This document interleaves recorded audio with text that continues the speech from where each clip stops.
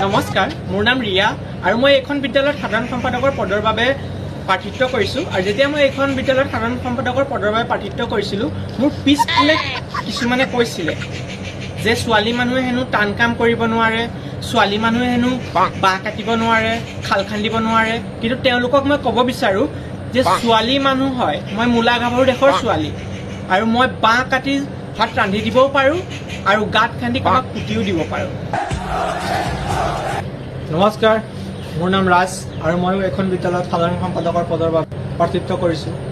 আৰু মই আকাশত চাং পতা কথা ক'ব নাযাওঁ, কিন্তু শুনা মূলা গাভৰু। ময়ো ক'ব বিচাৰোঁ যে আমিও জুবিনৰ দেশৰ ল'ৰা আৰু আমিও কাৰোতকৈ কম নহয়। জয় জুবিন দা।